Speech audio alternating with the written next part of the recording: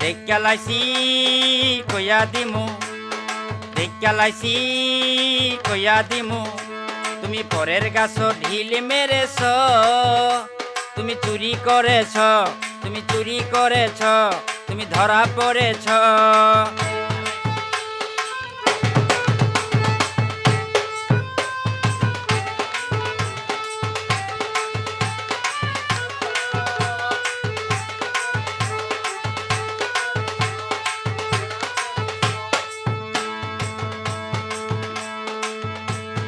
নিজের গাছে ফল থাকিতে কেন অন্যের ফলে লোভ করেছ?